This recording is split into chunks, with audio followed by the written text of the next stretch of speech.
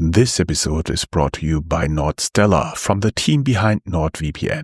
Nordstella helps startups and scale-ups spot, leak credentials, dark web impersonations, and hidden exposures before they turn into breaches. Get 20% off when talking to sales with code BlackFriday20 at nordstella.com/startupradio. Offer ends December 10th, 2025. In this episode of Startuprad.io, we dive into AI-powered future of identity and access management, where real-time cloud security, agentless deployment, and non-human identity protection are becoming essential for enterprises.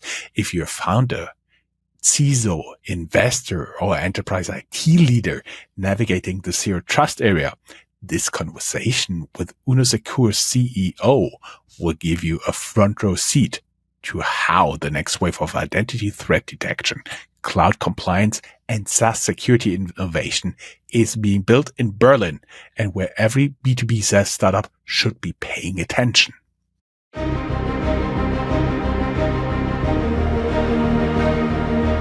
Welcome to Startuprad.io, your podcast and YouTube blog covering the German startup scene with news, interviews, and live events.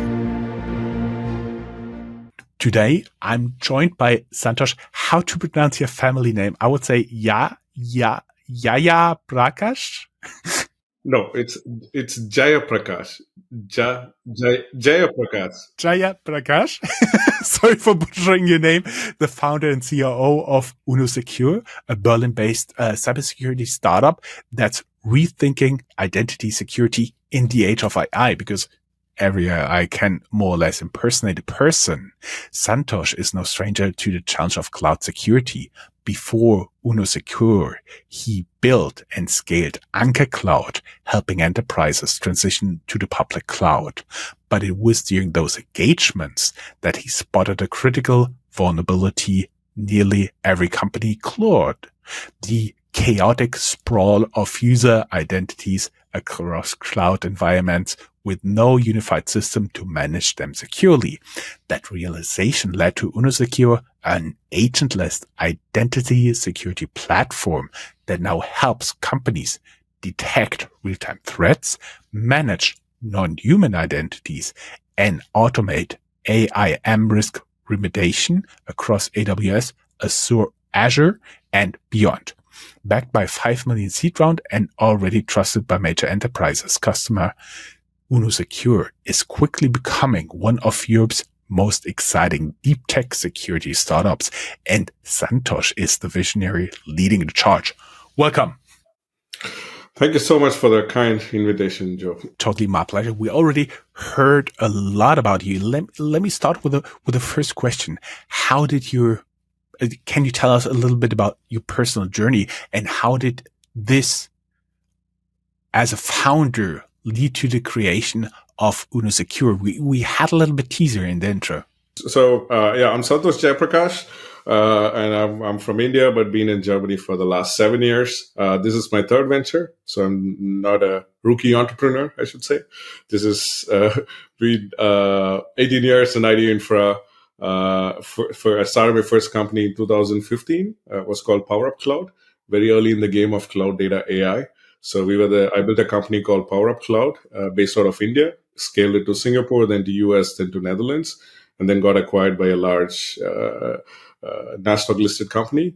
This was my first entrepreneurial experience, built a 200 people team in 3 years. So that was built something like Datadog. Maybe you heard of this platform, which is in cloud observability. So pretty early in the game. Then my wife is Deutsch, so that brings me to Germany. We lived in India for 5 years, 2013 to 18. And she invited me to come here. So I came here. Then I started another company called Anker Cloud, which I still own. As of today, it's 140 people. Does 15 million in revenues, profitable, runs by itself. I have a leadership team who run the company. During this process, I always wanted to build something global, ambitious. And I thought, okay, why not a security company coming from Germany, based out of Berlin? So that's how UnoSecure was born. And I started this couple of years ago as a research project, which came out of Anker Cloud, when we worked with a lot of customers migrating to the cloud. And then the whole curiosity was, how do you stop evil while it's happening in the cloud? That's kind of the hook. That's the hypothesis I started chasing, and which led to the company. It's also interesting because you could start human hackers with human speed, but in the age of AI, I think that's something completely different. But before we move on with our questions, I have two less serious questions. I want your honest opinion of the state of Indian food in Germany. Indian food in Germany. I think I should say the answer is no comments. Yeah, I mean, not even remotely close, but still there are some good spots in Berlin, and I'm in South Germany, in Frankfurt, and Stuttgart. I've tasted some good food, even in Munich. Yeah, big cities. Actually, what I like here in Germany, in Frankfurt especially, is Savannah Bavan. Yeah, exactly. That's where I was going to, right? So that was a good one. In Frankfurt, strong recommendation, very small hidden place, Mera Masala. But before we get into the next serious question, one more I usually do. When you moved here from India, did you bring warm socks? Yeah, yeah, that's a good question, right? I had funny jackets rather than bad socks, right? So I had to throw away all my funny jackets, and then I had to get it. And funnily enough, I've never seen snow in my life. So only in Germany I get to see first time when I was like 26 or 27, right? So How do you like driving in snow and ice? oh, that's a good question. So definitely not enjoyable or relaxing, right? So I think my wife still does those duties, right? So I'm still a bad driver in Germany. I think it's the same case for many people. When you're ice on snow, usually your smartwatch sounds the alarm, right? I know that feeling. For those in our audience unfamiliar with what exactly do you guys as UnoSecure do, and why is it relevant now? Can you do a little bit of explaining here? Can you break it down Barney style? Yeah, awesome, Joe. So let's the simplest way I can explain is there are bad guys everywhere, right? So let's take the scenario of somebody has got keys to your house. He's a bad guy. He will find 100 ways to get keys to your house, right? So if he wants to rob your house, they find ways to find the keys. So as a bad guy or an adversary, what do? I take the keys, I come to your home, put it in the door, open the door, and then, yeah, I do my job of cleaning the house and take all the valuables and run away. So this is typically how it works. So now apply the same scenario in the context of technology, right? So your passwords, your keys are stored in different systems. There are hacker groups who are looking for these keys and credentials, and that's all they need, right? So they log into your systems and then they steal your data. So there's like Bitcoin mining, data theft, or ransomware attacks. So the whole idea is, what is your defense mechanism? Is how soon can you detect? Or like, let's say if in your home you have a security system which detects. So in 10 minutes, if you're able to get the robber run away or chase him out or make some noise, or like, the neighbors help you, somehow you have some mechanism that you can safeguard your property. But in technology, we apply the same, right? So there's no system which is able to detect this in real time and what these guys are doing inside your system. And that's the best analogy I can give you, right? So it's like somebody has keys to your house. How soon can you detect and respond, right? So that's exactly when you apply in the technology world. These days, all attacks, 80% of all the attacks that you see in the last 2 years are credential theft. Somebody has keys to your kingdom, they just log in. They don't break in or write cryptography or exploits anymore. So and we are kind of the layer which comes in, which can detect and stop those attacks and avoid those bad guys to harm anything that's happening into your system. Before we get into the next question, I was wondering, you have somebody who, for whatever reason, lost or got his credentials stolen. Could be as simple as a Trojan on their home computer or in the network or something. How can you, as UnoSecure, detect that it's not the person that is supposed to log in? Because I would assume if the alarms are raised, if those credentials are stolen, they wouldn't work. But if you have working credentials, how does the intruder alarm bell ring? Cool. So we connect to all these core systems like your cloud, your on-premise, your identity providers like Microsoft, Entra, or Okta, and also to your SaaS platforms. So based on which we we've done a lot of threat hunting based on which we detect. So there's a framework called MITRE ATT&CK, so where we detect like credential theft, initial access, privilege escalation, privilege drift, and all those things. And we take a bunch of signals, right, which is based on IP, based on like, where this identity is accessing things from.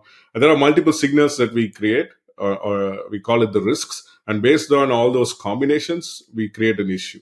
So that's the R&D we did for 2 years during the early days of UnoSecure, right? So we have this unique research-driven approach where we build like toxic combinations, or we call it conflicting combinations, based on which we detect, and we do that. And now maybe I can also give an add-on. So now with AI, so with humans, you can have like a single sign-on system or an MFA. Like for example, like you log into a system, there's a second alert where you have to confirm, right? But when it comes to machines or AI, you cannot protect the front door. So you're fully exposed, right? So the problem becomes like crazy big when it comes to non-human identities or AI agents and all those kind of modern day systems, right? For everybody who's not like a technical genius, like obviously you are, basically the issue is that now you do have programs, computer software that are talking to each other. Plus you have also increasingly, I think we're just at the first step of that AI agent that doing something on behalf of their coders, of their owners, however you want to call it. That's basically the problem when you need to distinguish between a proper AI agent from client X and a non-proper AI agent from hacker Y, right? Kind of, right? So maybe I'll also try to simplify things, Joe. So it's like, let's take, how do a company consume AI today, right? There are three different ways, right? One, they buy coding tools, which is like, which you come across like Cursor, Replit, Windsurf, Google, like, GitHub Copilot, these kind of tools. That's one way they consume it, right?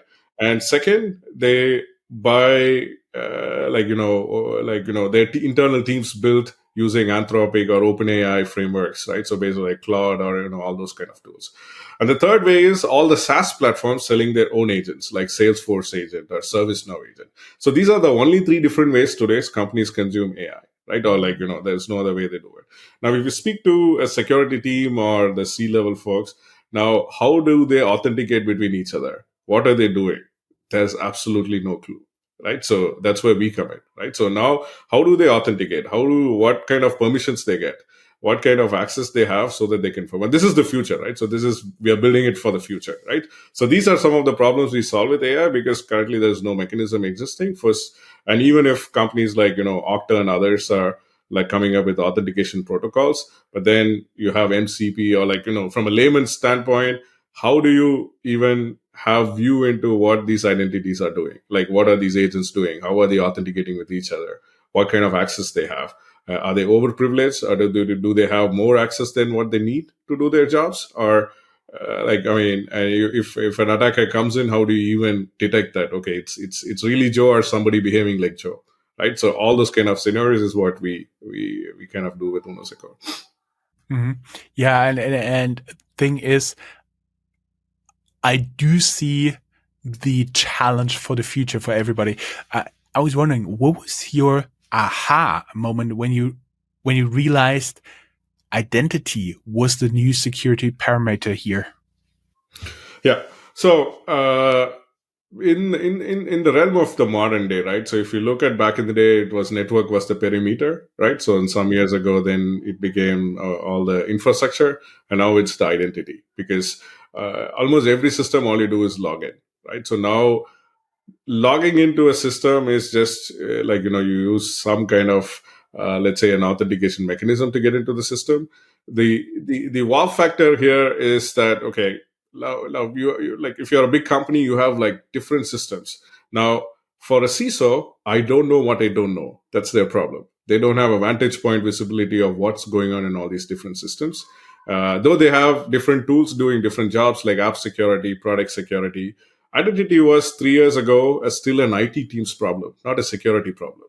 Now identity is a security team's problem, right? So these are kind of the the kind of things that you can uncover connecting a system like us or like platforms which can communicate or authenticate between each other. So that's where it's same day ROI. You just connect within 15 minutes, agentless deployment, and you can connect even like find the AWS accounts or like, all your different systems, and you're able to get a vantage point view of what are these identities, what are they doing, and are they overprivileged or not? Are they accessing, like, is it really me or somebody? So all those kind of perspectives or the visibility aspects that we uncover creates those aha moments for customers, right? So that's one of the reasons why this problem is becoming more increasing. And with more and more systems and tools moving to the cloud and companies adopting AI, we don't see this. This becomes the only perimeter that companies will have to invest in protecting. Yeah. I was wondering what makes your agentless identity security platform stand out from all the other identity and access management tools? Great. So traditionally, identity is one word overused. There are like 200 different variations within that. There are three different scenarios, right? Authentication, authorization, and accounting.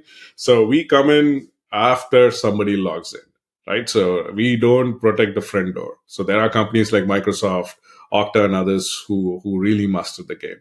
So the biggest USP is if we come in after somebody logs into the system, we study kind of like, we do something called as activity-based access control. And for AI, we do task-based access control, right? So these are the kind of scenarios that we come in. So we do agentless. The reason because no attacker waits 24 hours. If you have to achieve, right, you have to get runtime visibility. You need to be fast. You need to be there to make sure that you get customers the visibility into what's going on. So getting runtime at that scale, that needs a lot of technology, and you need to be novel and technically defensible. So that's how we operate, right? So you connect and then you get going. You just make connections to the platform, and then you are able to get the visibility and start solving your first problems. Mm-hmm. And you just said you detect the potential threat after the login. And how do you detect that in real time without completely overloading the security team or the systems? Yeah, so we kind of connect to like an average enterprise will have like thousands of AWS accounts, or like at least 200 SaaS applications, right? From Salesforce to all these different systems. They have at least 2 identity providers, right? So now we connect to all these different systems, right? So and it's completely agentless, no installations, no sidecars. You just connect. So we have those onboarding workflows built in.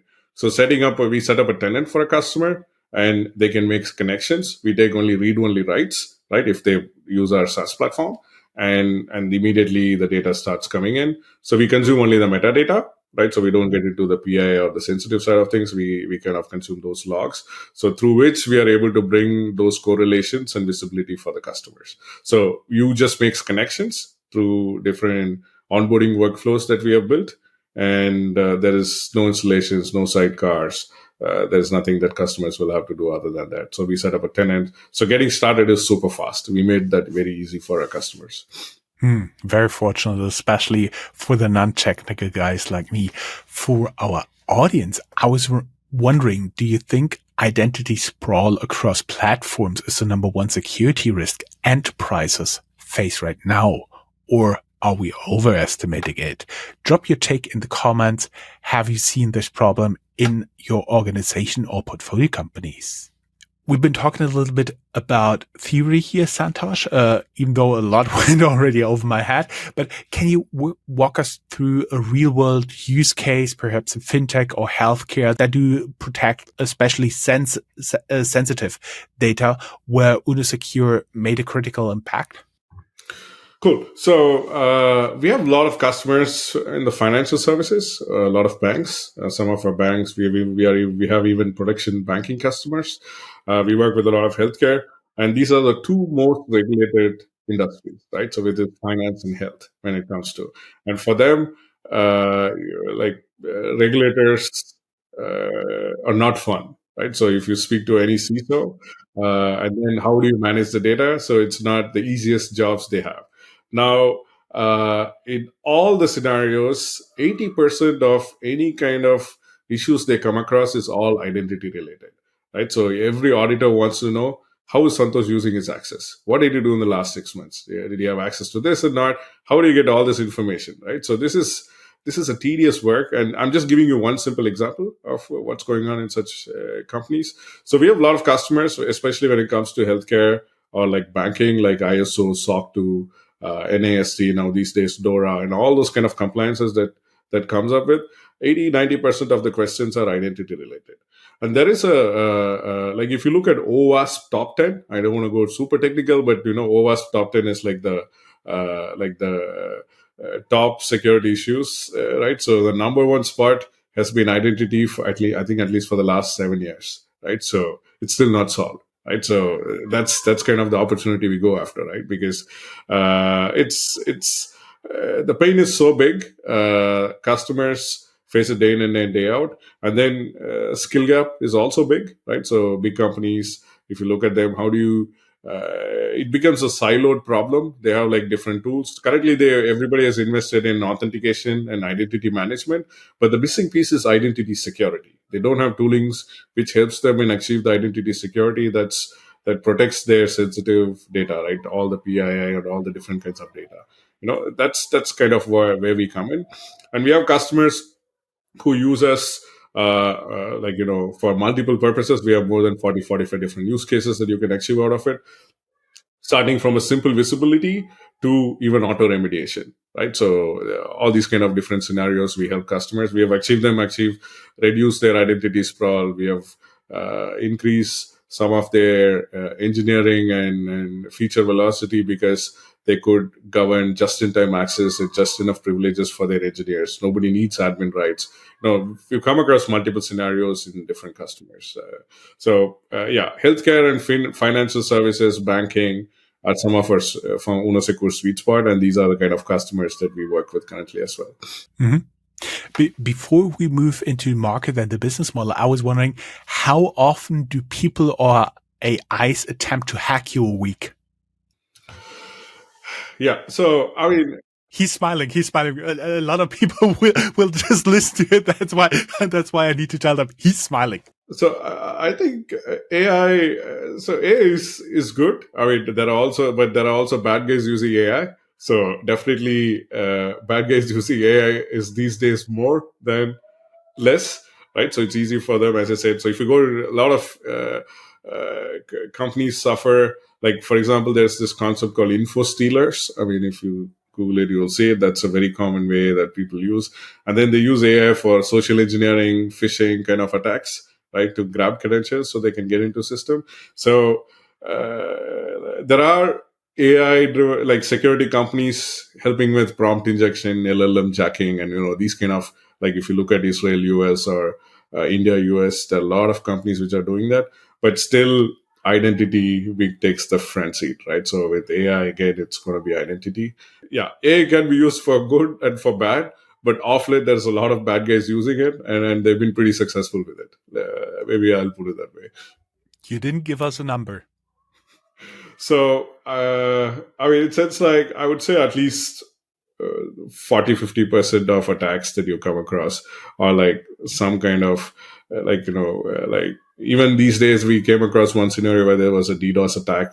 They tried using AI, so like pumping IPs and creating these repeated models. So there are a lot of many studies. I mean, OWASP is a very good place to look at those metrics. So OWASP has also released quite a lot of AI-driven threats and stuff. I'm happy to share more there, Joe. And actually, Santhosh, you know what I think? At one point, there will be a hacker dark AI, and it will be called Darth GPT. Yeah, probably somebody already bought those domains, right? So maybe that's the scenario, right? I'm very confident. Let's talk a little bit about the market and the business model. So, what was the hardest feature to build, and what trade-offs did you face in building it? So definitely the achieving runtime capabilities, which is real time, right? Doing it in real time is one of the hardest because static scanning. Yeah, I mean a lot of companies do that. I mean, as I said, no attacker waits 24 hours. Now, if I'm not able to find things while it's happening, the curiosity of how do I stop it and processing that level of data at that scale and still your system capturing all those different things, correlating all the information and doing that. So achieving that, we did something called as test-driven development, right? So we tested based on last 90 days of data for 1-2 years, and that's how we achieved. I would say that's the most hardest feature, but then everything else, building on top of it first, much easier, right? So that's why the first 2-3 year of formation was more about how do we get to runtime? How do we get to real time? How can we get those visibility of risks at that speed? So those were kind of the difficult features, I would say. Guys, we will be back after a short ad break, but stay tuned. Right after, we'll dive into how UnoSecur's B2B SaaS model scales fast without friction, where enterprise buyers are betting on their agentless identity fabric, even in a cautious market, and how new innovations like Uno Copilots and Uno Board are redefining what real-time identity control looks like. You won't want to miss how they're turning compliance into a live dashboard and why their 5 million seed round is just the beginning. You move at startup speed. Attackers move at real speed. NordStella, built by the team behind NordVPN, gives you one clear advantage. You see what they see. Leak credentials, partner session hijacks, brand impersonation, all under one roof in real time. Trusted by security leaders across Europe's fastest growing startups, it turns cyber chaos into clarity. For Black Friday only, apply code BlackFriday20 when talking to sales at nordstella.com/startupradio for 20% off your plan. Valid until December 10th, 2025. NordStella. Know what attackers know before they act. Welcome back from the ad break, and I still have Santhosh here with me, and let's dive in straight into the question because we've been teasing your B2B SaaS business model. How do you scale that with customers, and what's your core GTM strategy? Yeah, so currently we offer it as a security SaaS platform because it's easy to onboard but with regulated business, we also do private instance deployments, right? So within their environments, sometimes then we charge them 2x, 3x because we are sharing our IP. But typically, the SaaS model works.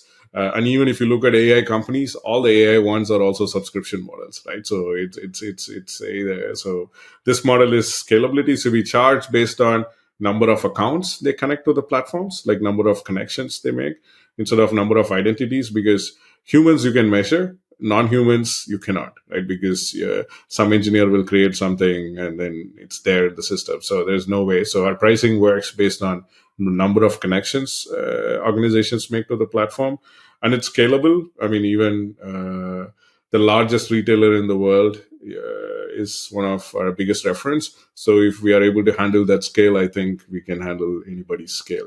That's we have achieved those kind of capabilities already that helps customers to it's fully enterprise ready. We already have all the credentials that's needed, like a SOC 2 ISO and also GDPR. Like all the different kind of penetration testing reports. We went through so many vendor questionnaires with already our large customers. So yeah, so we offer it in SaaS, but for case to case, for large banking and very regulated businesses, we also do private instance deployments in their environments. It's not necessarily that they are boring, but as you said, the regulators, they don't understand any fun in this area. You have very high hurdles to jump over in order to do some security, some AI or any other stuff. So the main focus of banks is security. That explains a lot of the on-premise stuff. What makes you appealing to enterprise buyers in today's cautious funding climate? Good question again. We try our best. So, I mean, I think security investments, I think every company has to make because, and they all carry budgets, and identity security is in every boardroom these days. There's approvals for everybody. So far, we've not come across a customer who said, okay, I don't have budget for this platform. Usually it's, even if they don't have, it's rolling budgets. They try to find budgets in the next budget runs.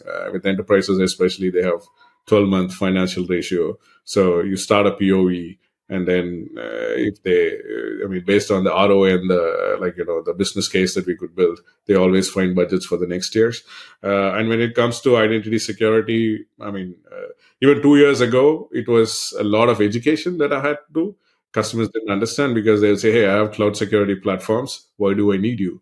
But since last year, the things have changed, right? So it's much more easier now. It's not, I should say, it's not that difficult to explain to a customer why it's needed. And since a platform like us is not a replacement sale, where we are not kicking out platform X and getting in, it's more an educational sale. Usually we are an addition to their existing security stack, right? So it's always finding budgets.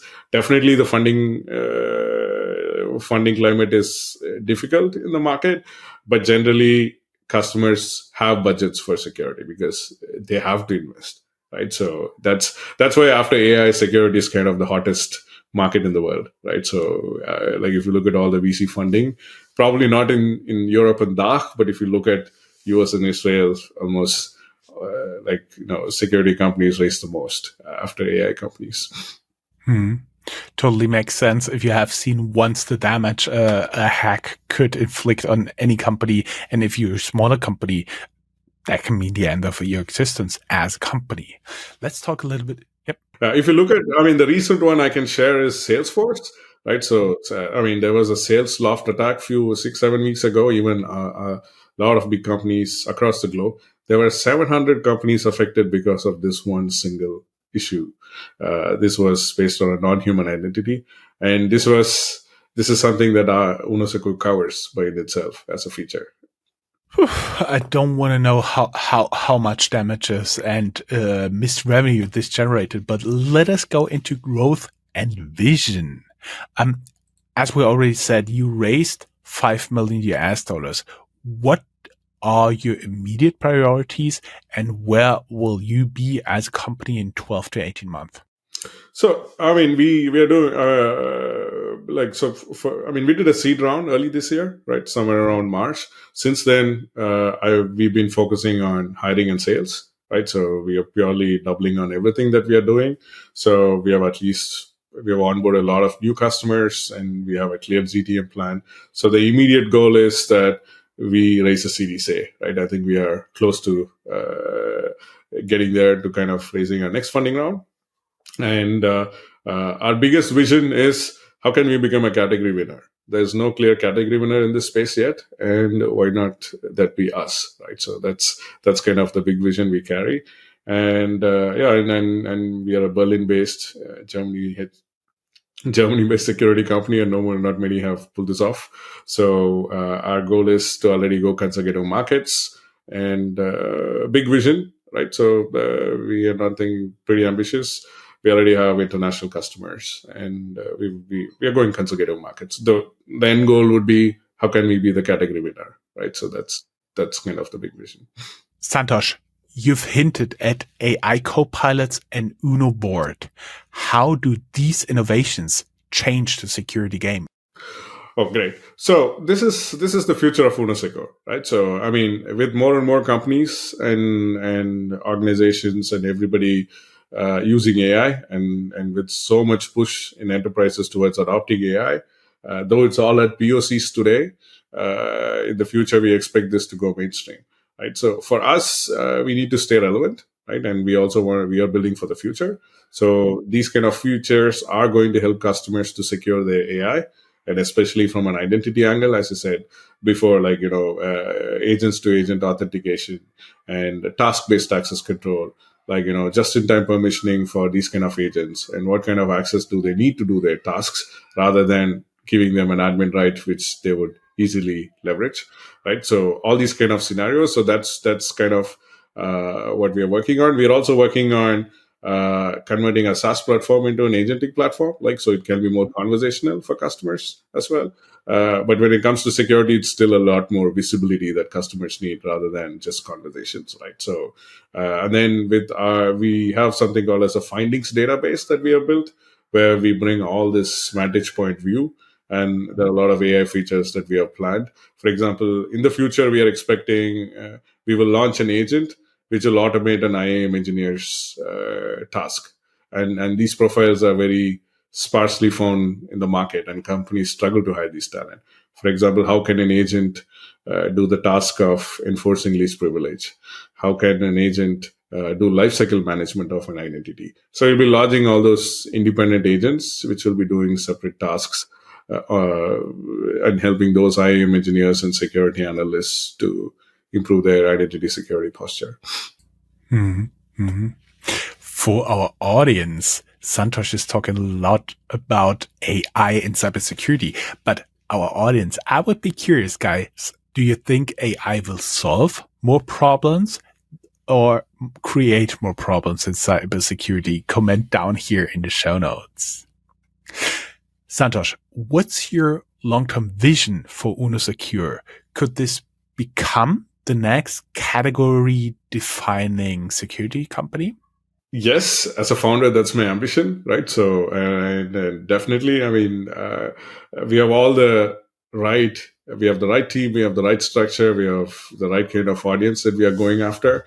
So, I personally think, and also the team believes that if we are able to execute, and the speed of execution that we are focusing on currently, I think we have all the foundations that's needed for us to become a large player in the industry. But at the same time, like any startup, you'll have to go through those journeys. You cannot skip those steps, right? It's like playing a video game, right? So you need to hit certain levels. But yeah, I mean, becoming an independent identity layer as a company for all the customers that we are working with, definitely yes. And the big goal is how to get to 80 to 100 million in the next 4 to 5 years, right? So that's kind of what we are chasing. Mm-hmm. Looking back, what's one thing you would do completely different as a founder? I think entrepreneurship is like a disease, right? You do once, and I think you always want to do it again. So, and I think with my previous 2 stints, I had some experience. I think if you specifically ask me from an UnoSecure angle, what I would have done differently, I think we were ahead of the game with our research and what we did. So probably, we had to do a lot of education with very less resources in the industry compared to most other peers from other markets. So some of those messaging and positioning exercises would have been different. And I rushed to start, probably, I would say. I mean, starting in Europe is hard. But I think starting in Germany is painful, right? So I think that's all this kind of red tape and bureaucracy stuff that you go through. It could have been a bit more easier had I had a bit more, some more experiences, or I would say rather a bit more setup changes that I had that could have helped me. But otherwise, I think the market is big, the opportunity is big. So I wouldn't do a lot of things differently. Probably, I would say those 2 points that I mentioned, right? So I would have done it differently. But and then initially, I was also talent was another problem, right? So initially, when I was looking for people here especially in these areas, skill sets like cloud security and as well as development, finding somebody with all these 3 skills was very hard.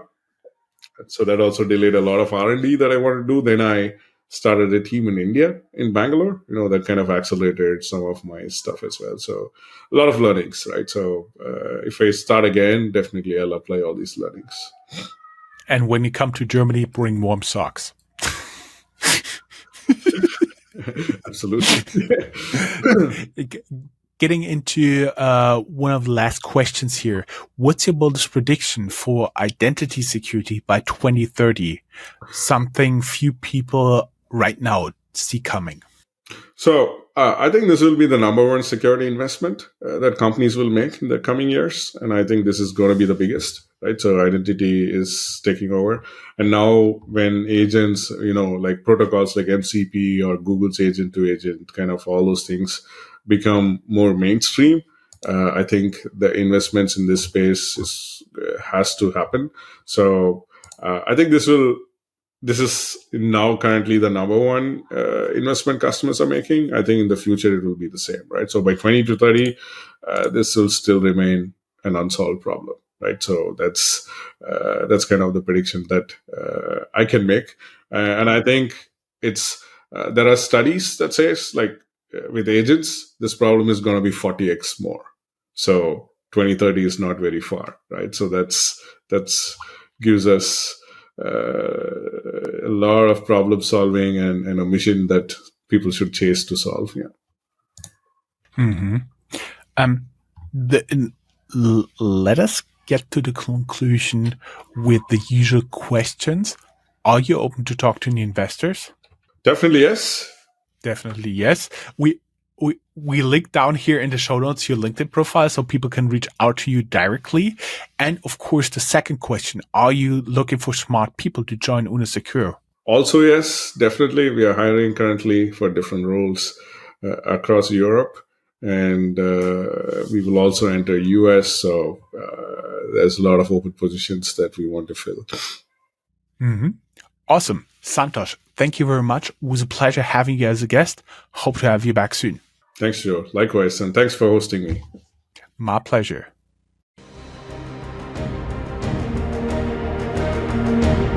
That's all, folks. Find more news, streams, events, and interviews at www.startuprad.io. Remember, sharing is caring.